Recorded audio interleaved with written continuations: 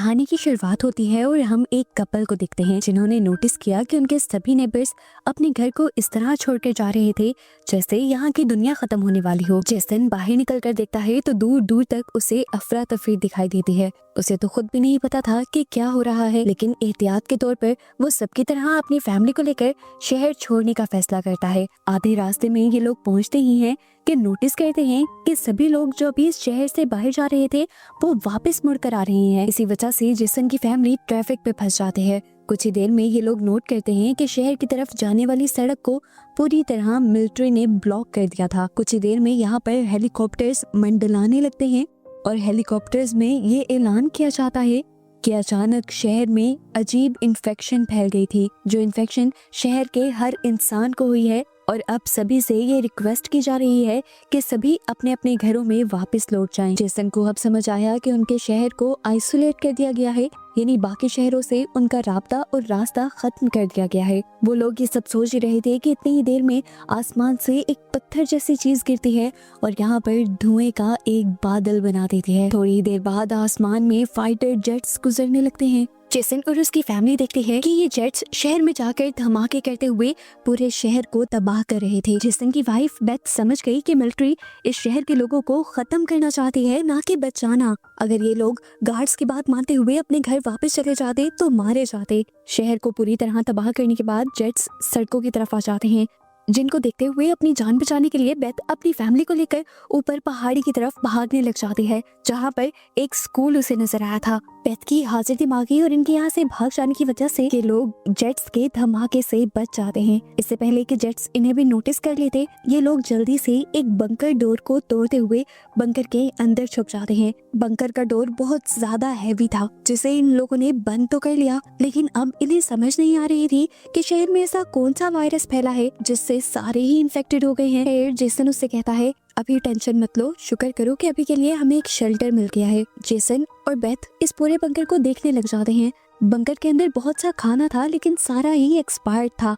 मजबूरी में इसे खाया जा सकता था और इस खाने की वजह से ही कम से कम 3 महीने तक तो यहाँ इस बंकर में इजीली रह सकते थे। जेसन जब बेथ को ये बातें बता रहा था तो बेथ खोई खोई इन बातों को सुन रही थी, क्योंकि वो बहुत ज्यादा परेशान थी। बंकर के डोर को बंद करते हुए उसके हाथ पर कट लग गया था और उसे अब डर लग रहा था कि क्या वो भी तो इन्फेक्टेड नहीं हो गई। जेसन उसे सहारा देता है और कहता है कुछ नहीं हुआ तुम्हें। जिसके बाद ये लोग यहाँ पर कैंडल्स ढूंढकर इस एरिया को रोशन करने में लग जाते हैं। इस बंकर की जिंदगी बाहर की जिंदगी से बहुत ज्यादा डिफरेंट थी। 1 हफ्ता, 2 हफ्ता, यहाँ तक कि कई हफ्ते गुजर जाते हैं और ये लोग इसी बंकर के अंदर बंद रहते हैं। टाइम पास करने के लिए वो यहाँ पर गेम्स खेलते हैं और एक्सपायर्ड कैन फूड खाते हैं। जेसन और बेथ तो बड़े थे, समझ सकते थे, पर उनकी बेटी यहाँ पर काफी परेशान रहने लगी थी। वो जेसन से पूछते हैं, डैड हमें और कितना अर्सा तक यहाँ पर रहना पड़ेगा? पर जेसन के पास कोई जवाब नहीं था। वो उसे बातों में टाल देता है। इस बंकर के अंदर एक रिफ्लेक्टिव मिरर भी लगा हुआ था, जिसकी हेल्प से उसकी बेटी अक्सर बाहर देखती रहा करती थी। लेकिन इतने दिनों में यहाँ पर दूर दूर तक ना तो कोई इंसान दिखा था और ना ही कोई जानवर, यहाँ तक के दरख्त के पत्ते भी जल चुके थे। एक दिन तो वो इतना ज्यादा डर गई कि उसने अपने मॉम डैड से पूछा, मॉम डैड क्या बस हम लोग ही जिंदा बचे हैं? इस टाइम जेसन उसे काम डाउन करता है और अपनी 2 उंगलियों से उसकी आंखें बंद करते हुए कहता है, रिलैक्स रहो, हमारी तरह तुम्हारे दोस्त भी कहीं ना कहीं छुपे हुए होंगे। फिर अब उनकी बेटी को भूख लग जाती है, तो जब वो खाना लेने के लिए जाती है तो देखती है कि उनकी कैन के पीछे की तरफ से सुराख हुआ था और फूड उसमें से गायब था। ये लोग सारे कैंस देखते हैं, 12 कैंस इन्हें खाली मिलते हैं और ये लोग समझ जाते हैं कि इनके इस बंकर में कहीं से चूहे आ गए थे और उन्होंने इनके 12 दिन का खाना खा लिया था। जेसन बेथ और अपनी बेटी को काम डाउन करता है और कहता है, इसमें टेंशन की कोई बात नहीं है, अगर खाना खत्म हो गया तो मैं बंकर से बाहर जाकर और खाना ले आऊंगा। अब ये लोग खाना खा ही रहे थे कि इन्हें पीछे से दोबारा वही आवाज सुनाई दी। इन्होंने देखा कि चूहा बोल रहा था इतनी जोर से। जेसन एक छुरी लेकर उसे मारने के लिए खड़ा हो जाता है, लेकिन ये चूहा आम चूहों से बहुत ज्यादा तेज भाग रहा था। जेसन के वो हाथ ही नहीं लगता। अब जिस रास्ते से वो गुजर रहा था, बेथ उस रास्ते को नोटिस करते हुए पहले ही उसके आगे खड़ी हो जाती है और आखिर उस चूहे को पकड़ लेती है। इससे पहले कि ये लोग इस चीज का जश्न मनाते, इन्हें पीछे से कैरोसिन की स्मेल आती है और ये लोग देखते हैं कि चूहे ने यहाँ से गुजरते हुए इनके लैंटर्न को गिरा दिया था। इससे पहले कि ये लोग जाकर कुछ करते, वो लैंप ब्लास्ट हो जाता है और यहाँ पर आग लग जाती है। ऐसा लग रहा था कि इनके हाथ से इनका ये आखिरी शेल्टर भी चला जाएगा। आग तेजी से भड़क रही थी। जेसन नलके से पानी निकालते हुए जल्दी से इस आग को बुझाने की कोशिश में लग जाता है, लेकिन आग भड़कती चली जाती है। बेथ आग पर कपड़ा डालती है और इस तरह काफी देर की मेहनत के बाद ये दोनों आग बुझाने में कामयाब हो जाते हैं। लेकिन तभी वो देखते हैं कि उनकी बेटी कहीं पे भी नहीं थी। ये लोग दोबारा डर गए और फिर इन्हें पता चला कि वो तो डरकर बेड के नीचे छुप गई थी। अभी इस टेंशन से ये लोग निकले ही थे कि जेसन को एक और टेंशन नजर आ गई। आग का धुआं डक्ट से होते हुए बाहर जा रहा था, जिसके जरिए किसी को भी उनकी लोकेशन का पता चल सकता था। वो बहुत ज्यादा डर जाता है, कोशिश करता है कि धुआं डक्ट से बाहर ना जाए, लेकिन उसकी ये कोशिश बिल्कुल काम नहीं दिखाती। पूरी रात ये लोग डर में गुजारते हैं, लेकिन खैर कोई भी उन्हें नोटिस नहीं करता। वहाँ तो सारा खत्म हो गया था, लेकिन सुबह उठकर इन्होंने देखा कि इनके बंकर के बाहर इनके अंदर की जली हुई ऐश गिर गई थी, जिसकी वजह से अभी भी खतरा था कि कोई उन्हें देख सकता है। इसीलिए अब जेसन और बेथ दोनों उस डक्ट को क्लियर करने के लिए बाहर जाने का फैसला करते हैं। उनकी बेटी अंदर रहकर उनका इंतजार करने वाली थी। पूरा दिन गुजर जाता है, जेसन और बेथ बंकर के अंदर वापस नहीं आते।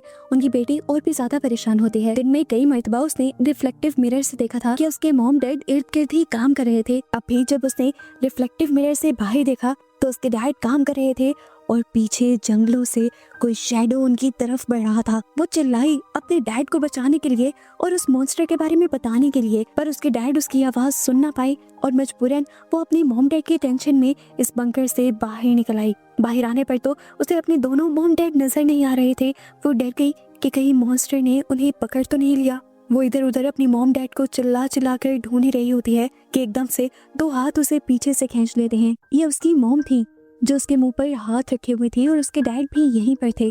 उनको भी मॉन्स्टर का पता चल गया था, इसीलिए वो दोनों छुपे हुए थे। जैसे ही वो मॉन्स्टर्स इन्हें ढूंढते हुए बंकर के डोर के आगे से गुजर जाते हैं तो ये लोग बिना टाइम वेस्ट किए वापस बंकर के अंदर आ जाते हैं। जेसन दोबारा बंकर के इस डोर को चेन्स के जरिए सिक्योर करने की कोशिश करता है, लेकिन डर इनका पीछा नहीं छोड़ता क्योंकि बंकर के ऊपर से भारी कदमों की आवाज अभी भी आ रही थी।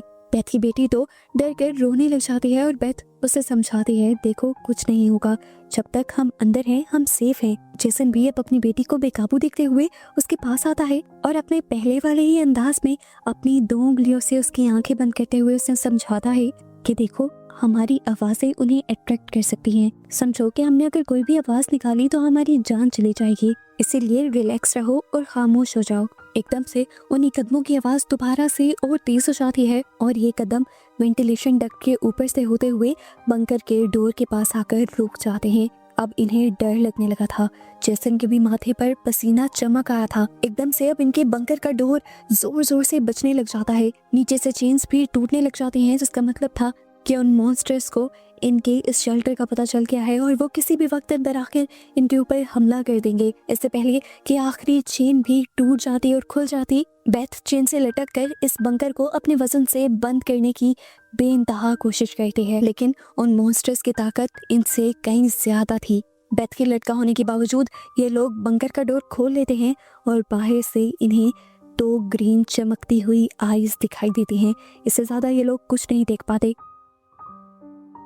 डर से इनका हाल बुरा हो जाता है और इससे पहले कि वो मॉन्स्टर्स इनके बंकर के अंदर आ जाते, जेसन जल्दी से यहाँ से एक पाइप तोड़कर उसे मोड़ते हुए बंकर के गेट के होल्डर में फंसाकर उसे बंद करने में कामयाब हो जाता है। बंकर के बंद होते ही ये लोग सुकून का सांस लेते हैं। इन्होंने अब नोटिस किया था कि वो कदम इनके बंकर से दूर भी चले गए थे, लेकिन फिर भी जेसन के हाथ अब डर से कांप रहे थे। ये लोग समझ गए थे कि अब बाहर की दुनिया में उनके लिए सिर्फ मिलिट्री का खतरा नहीं है जो उन्हें मार भी देंगे।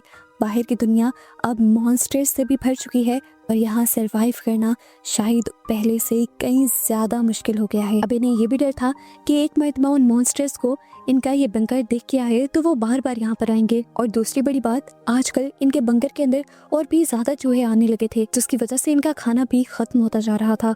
अभी वो लोग ये सब सोच ही रहे थे कि यहाँ पर बहुत सारे कदमों की दोबारा से आवाज सुनाई देती है। इससे पहले कि ये लोग अपने बंकर के डोर के पास जाते, बहुत सारे मॉन्स्टर्स अपना पूरा जोर लगाते हुए एकदम से इनके बंकर का डोर खोलकर साइड पर फेंक देते हैं और ये लोग डरकर बहुत सारी चमकती हुई ग्रीन आंखों को देखते हैं जो सब के सब मॉन्स्टर्स थे। मॉन्स्टर्स को दूर रखने के लिए जेसन अब दरवाजा तो बंद नहीं कर सकता था, लेकिन वो अपनी सहानत से यहाँ पर आग लगा देता है ताकि मॉन्स्टर्स अंदर की तरफ ना आए। लेकिन वो फिर भी नोटिस करता है कि मॉन्स्टर्स नीचे आने वाले हैं। क्योंकि आग कम हो रही थी। जेसन की बेटी नोटिस करती है कि वेंटिलेशन डक्ट के अंदर एक छुपा हुआ रास्ता है यहाँ से बाहर निकलने का। जेसन इस जाले को खोलते हुए अपनी जान पर खेलकर पहले अपनी बेटी को और फिर बेथ को बाहर तो निकाल देता है, पर खुद जब यहाँ से निकलने लगता है तो इसी डक्ट में फंस जाता है। उसके निकलने के लिए ये डक्ट काफी छोटी थी। मॉन्स्टर्स भी अब सिर्फ कुछ कदमों की दूरी पर थे और जेसन का हाथ भी टूट चुका था। बेथ अपनी पूरी ताकत लगाते हुए जेसन को बाहर निकालने की कोशिश में तो थी, पर तभी नीचे से मॉन्स्टर्स आकर उसे पाँव से पकड़ लेते हैं और नीचे की तरफ खींच देते हैं। बेथ और उसकी बेटी उसे देखते रह जाते हैं और जेसन बेथ को चीख कर कहता है कि अपनी बेटी को बचाकर यहाँ से ले जाओ। बेथ और उसकी बेटी भागने लग जाते हैं और देखते हैं कि उनके सामने वाले सभी रास्ते ब्लॉक थे। इतने में ही ऊपर से हेलीकॉप्टर्स की आवाज आती है। इन दोनों के ऊपर रोशनी डाली जाती है और एकदम से एक ट्रैप इन दोनों के ऊपर फेंक दिया जाता है, जिनमें ये दोनों फंस जाते हैं। सोल्जर्स इनको करीब आकर देखते हैं तो ये मॉन्स्टर्स नहीं थे, बल्कि ये दोनों तो इंसान थे। ये देखने के बावजूद भी सोल्जर्स ने ना इन्हें छोड़ा ना रेस्क्यू किया, बल्कि इनकी गर्दन में से ब्लड को निकाल कर चेक किया, जो कि अब काला था, जिसका मतलब कि ये दोनों भी उसी वायरस से इन्फेक्टेड थी जो शहर में फैला हुआ था। यहाँ हमें पता चलता है कि ये वायरस असल में हवा में फैला था। इसी वजह से शहर का कोई भी इंसान इस वायरस से बचा नहीं था।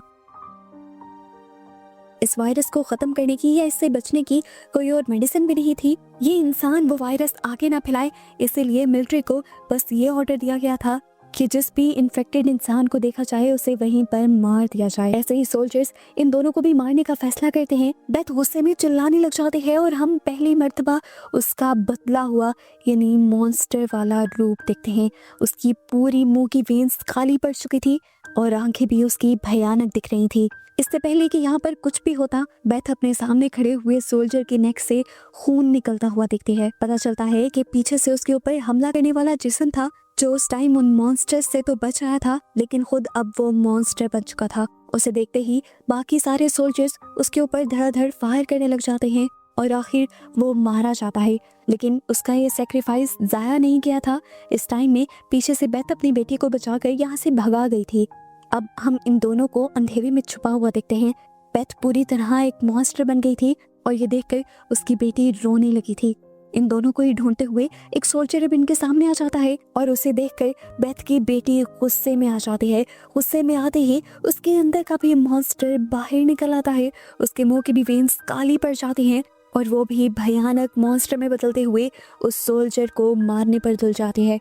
बेथ बहुत मुश्किल से अपनी बेटी को कंट्रोल करती है और उसे काम डाउन करने की कोशिश करती है। हम देखते हैं कि जैसे ही उनका गुस्सा कम हुआ था, वो नॉर्मल इंसान बन रहे थे। असल में तो ये लोग पहले ही दिन से इन्फेक्टेड हो गए थे, लेकिन क्योंकि इतने दिन ये लोग बंकर में रहे और इन्हें किसी पर भी गुस्सा नहीं आया, तो ऐसे में हम उनकी मॉन्स्टर वाली साइड देख ही नहीं पाए। खैर, दिखाया जाता है कि बेथ की बेटी ने जिस सोल्जर के ऊपर हमला किया था, अब वो भी मॉन्स्टर में बदल रहा था।